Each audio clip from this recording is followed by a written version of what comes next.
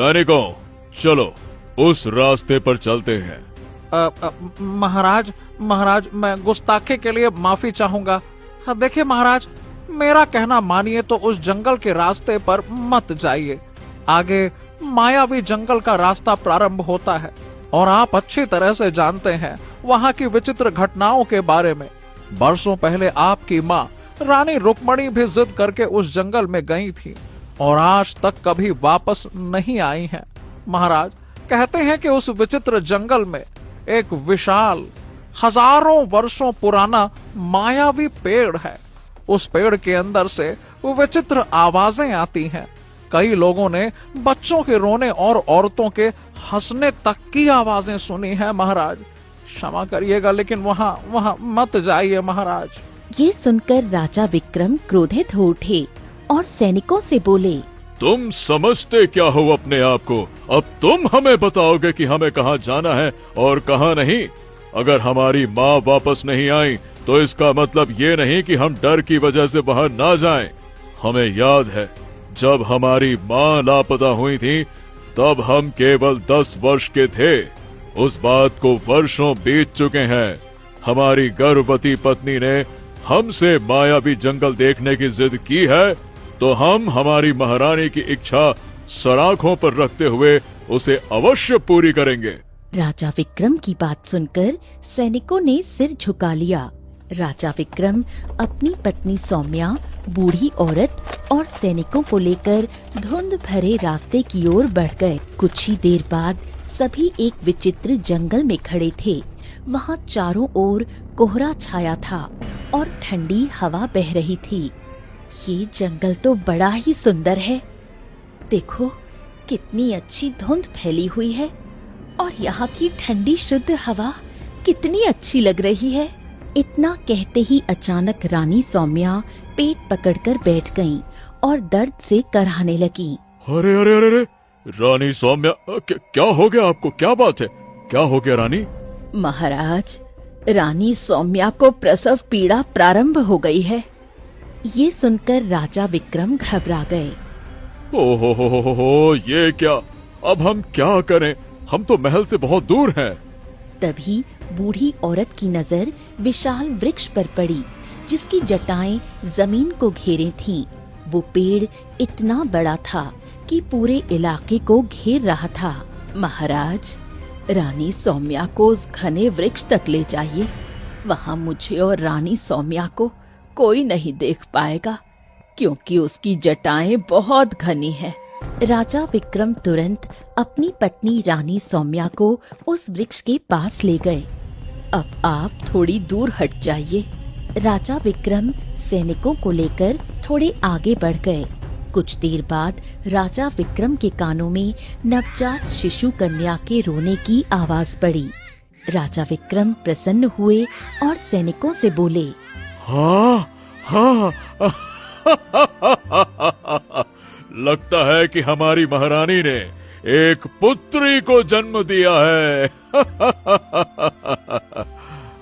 तभी बूढ़ी औरत एक नवजात कन्या को लेकर बाहर आई और बोली, महाराज, बधाई हो, आपको पुत्री प्राप्त हुई है। राजा विक्रम अपनी पुत्री को गोद में लेने ही वाले थे कि अचानक पेड़ से रंग बिरंगी किरणें निकलीं और उनकी पुत्री को अपने अंदर खींच लिया। राजा विक्रम हक्के बक्के रह गए। अरे ये क्या? पेड़ के अंदर से विचित्र रोशनी निकली और हमारी पुत्री को खींच ले गई। हमारी पुत्री कहाँ है? पुत्री, पुत्री!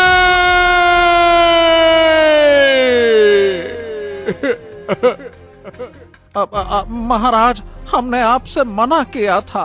राजा विक्रम ने तलवार उठाई और पेड़ पर वार करने लगे। सुनो मेरी बात, पेड़ के अंदर जो कोई भी है हमारी पुत्री को वापस कर दे, अन्यथा हम इस वृक्ष को यही काट देंगे। राजा विक्रम ने पूरी ताकत से वार किए लेकिन पेड़ पर कोई असर नहीं हुआ। वो थक कर बैठ गए और उनकी आंखों से आंसू बहने लगे। रानी सौम्या फूट फूट कर रो पड़ी। मेरी पुत्री, मैं तो उसे गोद में भी उठा नहीं पाई।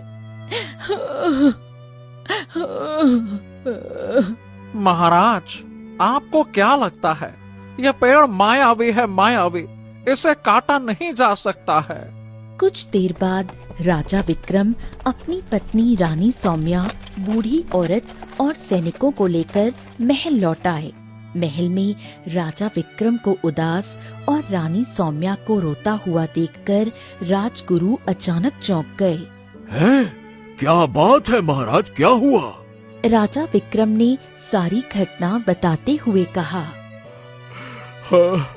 हमारी आंखों के सामने से उस वृक्ष से रंग बिरंगी किरणें निकली और मेरी पुत्री को खींच कर वो पेड़ के अंदर ले गई। अरे बस बस बस बस बस, आप चिंता मत कीजिए। आखिर उस वृक्ष का रहस्य क्या है? ठीक है, चलिए मैं एक विशेष प्रकार का अनुष्ठान और यज्ञ करके ये सारी बातें पता लगाऊंगा। आप निश्चिंत रहिए, निश्चिंत रहिए। राजगुरु अपने कक्ष में चले गए और यज्ञ करने लगे। कुछ समय ऐसे ही बीत गया। एक दिन राजा विक्रम राजगुरु के कक्ष में पहुँचे। राजगुरु, हमारी पुत्री को गायब हुए 1 वर्ष से अधिक का समय बीत चुका है, लेकिन आप अभी तक ये पता नहीं लगा पाए हैं कि आखिरकार उस मायावी पेड़ का रहस्य क्या है। महाराज, बात तो आपकी सही है, लेकिन हाँ, मैं केवल इतना पता लगा पाया हूँ कि उस मायावी वृक्ष के अंदर किसी बुरी शक्ति का शासन है और वो बहुत ही शक्तिशाली है। आप मुझे थोड़ा सा समय और दीजिए महाराज। राजा विक्रम निराश होकर लौट गए और राजगुरु फिर से यज्ञ करने लगे। समय बीतता गया और देखते ही देखते इस घटना को 20 वर्ष हो गए, परंतु ना तो राजा विक्रम की पुत्री का कोई पता चला और ना ही मायावी वृक्ष का रहस्य खुला। राजा विक्रम की कहानी अब राज्य के हर व्यक्ति की जुबान पर थी। हरियापुर गांव का मुखिया चौपाल में बच्चों, बुजुर्गों और युवाओं को यही कहानी सुना रहा था। बस बस मुखिया जी, बस ये सब बकवास करना आप बंद भी कर दीजिए। राजा विक्रम की ये कहानी मैं बचपन से सुनता आ रहा हूँ। कैसे वो मायावी जंगल में गए और पेड़ से रंग बिरंगी किरणें निकलकर कैसे उनकी पुत्री को अंदर खींच ले गई। महाराज इंतजार करते रह गए, कुछ न कर पाए। अरे बार बार आखिरकार ये कहानी आप गांव में सुनाते ही क्यों हैं? ओ आदित्य, मैं ये कहानी गांव में इसलिए सुनाता हूँ ताकि गांव वाले सचेत रहें और भूल से भी उस मायावी जंगल में जाने की गलती ना करें, समझे? आपको इस पर ध्यान देने से कहीं ज्यादा आवश्यकता है कि आप इस ओर ध्यान दें कि हमारे गांव में सूखा पड़ा है मुखिया जी। जमीन बंजर हो चुकी है। कई बार मैं स्वयं राजा विक्रम के महल गया हूँ मदद मांगने, लेकिन राजा विक्रम तो जैसे अब राजा रहे ही नहीं। वो अपनी पुत्री के वियोग में पागल हो चुके हैं, पागल। इस घटना को बताइए भला, 20 वर्ष हो चुके हैं। कब तक वो अपनी पुत्री की याद में खोए रहेंगे? 20 वर्ष बहुत होता है। अरे तो तुम कहना क्या चाहते हो? मैं यही कहना चाहता हूँ कि राजा विक्रम को समझना चाहिए कि वो इस राज्य के राजा हैं और हम उनकी प्रजा हैं। प्रजा भी राजा की संतान की तरह होती है, लेकिन क्या ही कहें, राजा विक्रम को अब प्रजा की कोई चिंता ही नहीं है। वो तो मस्त हैं अपने में। इतना कहकर आदित्य निराश होकर अपने घर चला गया। घर पहुंचकर आदित्य की बहन राधा उसे देखकर बोली, क्या हुआ भैया, आपके चेहरे पर आज फिर उदासी क्यों है? अरे उदासी नहीं होगी तो और क्या होगा। अरे बहन, तेरे विवाह का समय नजदीक है। ऊपर से गांव में सूखा खत्म होने का नाम नहीं ले रहा है और हमारे राज्य का राजा 20 वर्ष पहले लापता हुई अपनी पुत्री के वियोग में अब तक डूबा हुआ है। ऐसा लग रहा है पगला गया है राजा ही। अरे जिस राज्य का राजा ही पगला जाए, जनता क्या करेगी फिर? मेरे ऊपर तो ऐसा लगता है कि मुसीबतों का पहाड़ टूट पड़ा है, भंडार है मुसीबतों का। क्या करूं, कुछ समझ में नहीं आता है। इतना कहते ही आदित्य की पत्नी आरती मुस्कुराते हुए वहां आई। हाथ पैर धो लीजिए और ठंडा पानी पी लीजिए। मैंने गरम गरम खाना बनाया है, खा लीजिए। मैं जानती हूँ खाली पेट आपको गुस्सा बहुत आता है। आरती की बात सुनकर आदित्य मुस्कुराया और हाथ धोने चला गया। उधर राजा विक्रम बूढ़े हो चुके थे और वो अपने महल के बगीचे में टहल रहे थे। तभी वहाँ राजगुरु पहुँचे। महाराज, इस घटना को 20 वर्ष बीत चुके हैं। अब आपको समझना चाहिए कि आपकी प्रजा दुख और सूखे की मार झेल रही है। आपको उन पर ध्यान देने की ज्यादा आवश्यकता है। हाँ, अगर हमारा कोई पुत्र होता तो हम अपनी गद्दी उसे सौंप देते। हम किस बात के राजा हैं? बताइए राजगुरु, हम किस बात के राजा हैं? हम अपने इकलौती पुत्री को भी नहीं बचा पाए। अरे हम तो कहते हैं धिक्कार है ऐसे राजा पर। और आप भी राजगुरु, आप तो अपनी चमत्कारी शक्तियों का बड़ा दम भरा करते थे। अरे 20 साल हो गए, 20 साल। आज तक आप कुछ भी पता नहीं लगा पाए कि आखिरकार उस मायावी पेड़ का रहस्य क्या है। महाराज, धैर्य रखिए। मायावी पेड़ का रहस्य चाहे कितना भी गहरा क्यों ना हो, लेकिन कोई ना कोई दिन ऐसा अवश्य आएगा जब उसका रहस्य खुलेगा। कितना धैर्य रखूं? 20 वर्ष से धैर्य ही रखकर बैठा हुआ हूँ। अब आप क्या चाहते हैं कि अगले जन्म तक मैं धैर्य बनाए रखूं? बताइए। इतना कहकर राजा विक्रम वहां से चले गए। कुछ समय ऐसे ही बीत गया।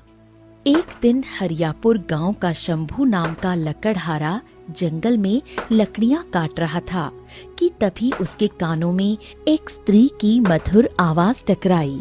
दिन भर लकड़ियां काटने के बाद तुम बहुत ही थक जाते होंगे। शंभू जैसे ही पीछे पलटा तो एक बेहद सुंदर स्त्री खड़ी मिली। वो जंगल में घूम रही थी। अरे, कौन हो तुम? मैं यहीं जंगल में रहती हूँ। पर पहले तो मैंने तुम्हें कभी नहीं देखा। तुम रहती कहाँ हो? मेरा घर वही है। शंभू ने देखा कि सामने एक रास्ता था जो मायावी जंगल का था। ओह, पर वहाँ से तो मायावी जंगल का रास्ता प्रारंभ होता है। ये सारी दंत कथाएं हैं। मायावी जंगल जैसा कुछ नहीं होता। मैं तो बचपन से वहीं पर रहती आई हूँ। अगर तुम्हें विश्वास नहीं होता तो तुम मेरे साथ मेरे घर चल कर देख सकते हो। मेरे माँ बाप वहीं पर रहते हैं। शंभू गहरी सोच में डूब गया और उसने मन ही मन कहा, लड़की की बातों से लगता है कि वो सही कह रही है। क्यों ना एक बार इसके घर जाया जाए। भविष्य में अगर भूख प्यास लगी तो कम से कम एक ठिकाना बन जाएगा। हाँ, ये सही रहेगा। इतना बोलकर शंभू सुंदर लड़की से बोला, आओ। देखो, ठीक है, चलो। तुम्हारे घर घूम आते हैं। जब पास में है तो चलने में क्या दिक्कत है। चलो, मैं चलने के लिए तैयार हूँ। मैं तुम्हें अपने माँ बाप से मिलवाती हूँ। शंभू लड़की के साथ जंगल की गहराई में चला गया। आसपास सन्नाटा पसरा था। बाप रे, यहाँ तो कोई झोपड़ी या घर है नहीं। सुंदर लड़की एक विशाल वृक्ष की ओर इशारा करके बोली, मेरा घर उसके पीछे है। अचानक सुंदर लड़की ने शंभू का हाथ पकड़ लिया और उसे वृक्ष के निकट ले गई। अगले ही पल वृक्ष से तेज रोशनी निकल आई और सुंदर लड़की व शंभू वृक्ष के अंदर समा गए। चारों ओर सन्नाटा छा गया। शाम के समय हरियापुर गांव की सीमा पर विमला नाम की स्त्री बैठी थी। तभी गांव का मुखिया आया। अरे विमला, तुम शाम के समय गांव की सीमा पर क्यों बैठी हो? आप तो जानते हैं मेरे पति शंभू लकड़हारे हैं। वो रोज शाम से पहले घर आ जाते थे पर अभी तक नहीं लौटे। मेरा मन अनहोनी आकांक्षाओं से धड़क रहा है। तभी एक और लकड़हारा आया और मुखिया से बोला,